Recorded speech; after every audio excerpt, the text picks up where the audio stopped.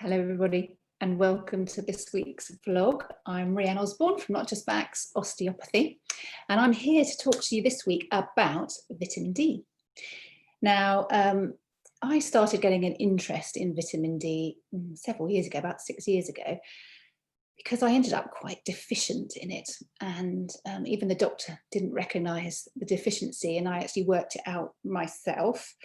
But when I was treating the folk of Salisbury and Tisbury, etc., I would catch a lot of infection, respiratory, lots of colds, and then I started getting eczema on my hands, which had really like little bumps and really itchy, especially sort of winter time, rather than the sort of clear up in the summer, but in the winter time. And then I started getting other infections elsewhere. Ears and around my eyes and other places as well, and thought, my gosh, what was going on? And so I went to the doctor and they gave me stuff for my eczema and gave me antibiotics for the different infections, and if you know me quite well, I'm not really into taking too many antibiotics because I spent years trying to rehabilitate my gut from them. So after 2 lots of antibiotics and nothing changed, I decided I need to look elsewhere, and I just met somebody randomly on holiday and they were telling me about their vitamin D deficiency, and I was like, oh, I think that's what I've got. So I started just taking vitamin D because I didn't bother actually going back to the GP, because they sort of look at you and have no idea, especially back then. It's a bit more recognised now. Since about 2016 the guidelines have changed about vitamin D, and miraculously my hands improved. I mean, I don't know, probably none of you remember, but at some point I had to wear gloves. I mean, obviously now I wear gloves because we've got COVID-19. I had to wear gloves to protect my hands at the time when I was working. And you know, why did I get that? Well, I think it was due to breastfeeding. I spent many years, probably about 6 years in all, breastfeeding, and also my children have been dairy intolerant, so then I have stopped dairy myself. So and then working a lot of hours, not getting out in the sunshine, ended up obviously completely deficient in vitamin D. So let's talk about a bit more about vitamin D. I'm just going to share the screen. Let's just straighten it up a bit. So the vitamin D, the sunshine vitamin. So today we're going to talk about vitamin D. Why is it important? Obviously, what is it? Who is more prone to vitamin D deficiency? And should I be taking a supplement of it? Now, a lot of patients, I recommend people do take vitamin D. So this is why. Let's just move it along. Now, how do we produce vitamin D? Well, most of our vitamin D comes from the sun. And as you can see here, it's UVB in the sunlight. Now, UVB is between midday and 4 p.m. So it's in that intense sunlight period. Most of us then stick on sunscreen, so completely block the vitamin D from being synthesized in our skin. So basically, at this point in the day, you want to do a little bit of sunbathing without sunscreen on.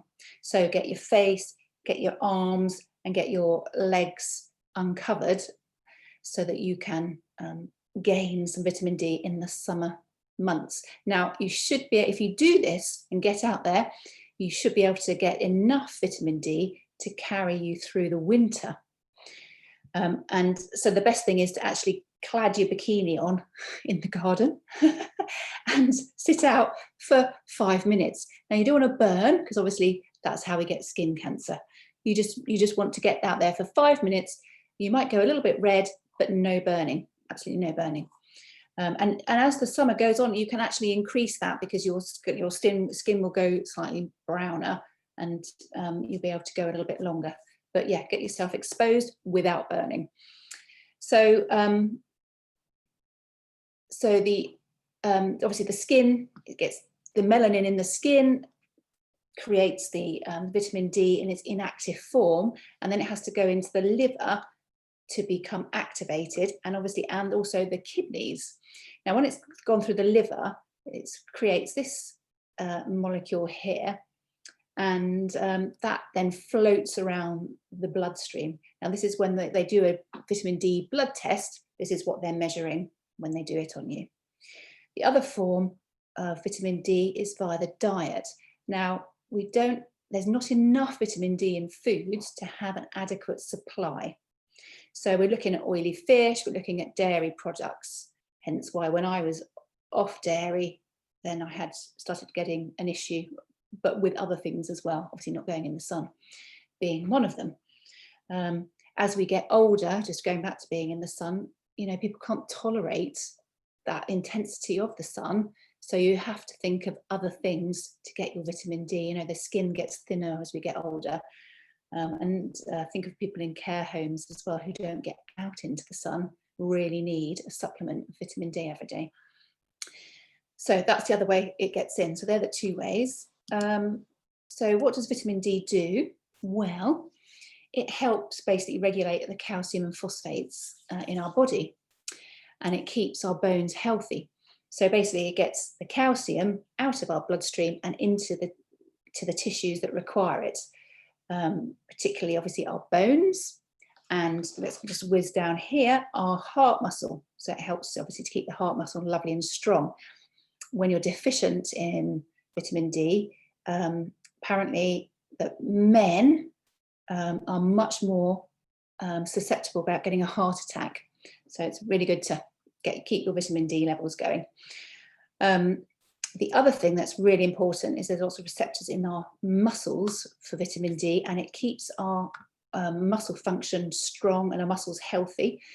And if you're deficient in vitamin D, you are prone to having weaker muscles, particularly in our sort of tops of our arms and tops of our legs. And this then encourages then more falls as we get older, because we don't have strong enough muscles, then we start to fall around. So that another way why we should top up our vitamin D. It also helps with the immune system and the immune response. Now, this gets really complicated, and there's no point in showing you pathways because they're just crazy.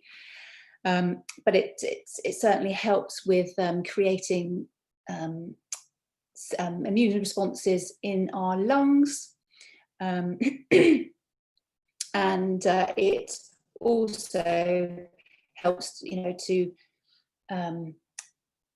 get rid of pathogens that are attacking our body, and it modulates the immune system in quite a few different ways. So it's really, really important that we have vitamin D, and it helps with our inflammation as well, which causes a lot of illness in our body. So which adults, so we talk about adults because obviously children can become very deficient in vitamin D, and they get things like rickets, which you've obviously heard of, where the bones soften and the legs bow. And so breastfed babies have to be supplemented with vitamin D because they don't get it through the breast milk, or get enough through the breast milk. But that's another thing. So we're talking about adults here. So there we go. So the first one, insufficient sunlight exposure. So we've talked about not getting enough sun on our bodies, using sunscreen, which is great, but just having that limited time in the day where you expose your bodies. Get out for a walk at lunchtime, and leave your body t-shirt, shorts, etc., and go and have a stomp for 10 minutes around the block. Malabsorption of vitamin D in the gut. So people like who've got gastrointestinal problems, Crohn's, celiac issues, can then not absorb vitamin D properly. So those people have got to keep an eye on their vitamin D levels. And again, not enough vitamin D on your diet. Obviously, it's not the biggest. It's not the biggest thing that, you know, the sunlight is the most important thing, but you might not have sunlight, and then you might not have the vitamin D like myself. in the diet. So I ate lots of oily fish because I love mackerel and salmon and herrings and sardines and things like that. I really like that sort of thing. But obviously not eating enough, though I thought I was at the time, because I think I ate salmon most days at lunchtime. Anyway, so but there's not enough of that. Or you can eat fortified foods if you're into that sort of thing. So breakfast cereals are often fortified with vitamin D, and I think some flours now as well. If you're overweight, then you are more prone to becoming vitamin D deficient, and that's because the vitamin D sits in the fat cells rather than floating around your blood. And then people with chronic renal disease and liver disease. So where if you've got disease in those organs where the vitamin D comes in and then is made into its active form, then you're more likely to have vitamin D deficiencies. And also things, certain drugs can cause problems. Some epileptic drugs and steroid as well can reduce your vitamin D levels. So how do we know if we're deficient? So the best way, obviously, is to have a blood test, and you'll come back with results like this. So if you have a reading of less than 20 in your blood, then you are really deficient, and you really need to supplement quite heavily to get you back up to normal levels. So between 21 and 29, you're insufficient, and you're sufficient between 30 and 100 as well. Now, 30, I think, is quite low. You want to really aim, if you're a sort of healthy individual, you want to aim about 50. If you have chronic illnesses, cancers, things like that, you will wanting to look at between sort of 70 or around 70 to 80. So how do you know? I mean, you can ask your GP if you think you're vitamin D deficient. You might have, as an adult, you might have sort of aching bones, particularly if you press in your sternum or press on your tibia, which is the shin bone, and they can be quite achy. Or like me, you can be really prone to respiratory illness and other illness infections. So it's really good to look at your vitamin D levels. Now, if you don't, obviously, it's really tricky getting hold of your GP now, and you think, oh, I don't know if I should go. You can get tests done through the post, and they're really great. You basically, I think a company called Thriver does it. You apply online, it gets sent through the post, and then they send you results through this email and a little write-up of what's going on. It's brilliant. So it can be quite beneficial if you're thinking about supplementing with vitamin D to actually do a test before you start. Then you can see your levels and think, oh, where am I and how much I need to supplement. So the health organisations now suggest that you have 400 IUs a day, which is quite low. So if you're a normal level, if you're about 50, then between the months of October and March, you want to supplement. So that's if you're sort of an average bod. You want to supplement in the winter months, because your body will not produce any vitamin D from the sun in those months. The sun is the wrong angle in the sky for it to stimulate the melanin. If, however, you're much lower, then you need to supplement quite a lot higher. And if you were in this range of deficiency, then it's probably worth seeing your GP, because they will probably prescribe you some really high potent vitamin D to take for a short time, and then bring it down as you get more a higher dose of sufficiency. So the last little thing is about, obviously, now, what's going on now, and does it help COVID? Well, there's been some research done into this, because obviously who's had problems mainly with COVID-19 are obviously our elderly and the people with darker skins.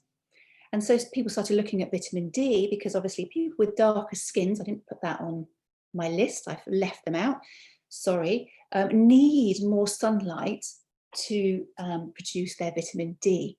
So if you're living in like our country and all the Northern Hemisphere countries, you need to actually make sure that you are supplementing if you have darker skin. And also people in care homes, the elderly in care homes who are not getting out and have deficiency in vitamin D have had more problems with COVID-19. And those people with higher levels of deficiency, vitamin D, sorry, have not ended up on in ITU and with the breathing issues as much. So they've only been small studies, but it's worth thinking about. If you're not taking anything and you are elderly, so sorry guys, over 60, I would start, and you don't really get enough sun because you don't like going out in the sun, then I would start thinking about supplementing. So you can have a chat with us if you are concerned, but actually everybody, a child above 5 should be having a 400 IU dose a day. Some of you probably will need more. Breastfeeding mums as well will need more. So it's really important that we get our vitamin D right, because 1 in 5 of us are deficient. That's a high number, isn't it? And it's something that we can easily and inexpensively solve with a supplement. So something to think about. We want to save our bones, we want to have less osteoporosis, and we want to have less infections and keep healthy. And you know, it's dramatic. My response, I used to get ill every year, all the time. Somebody came in with a cold, I'd get it. Now I might have 1 cold a year.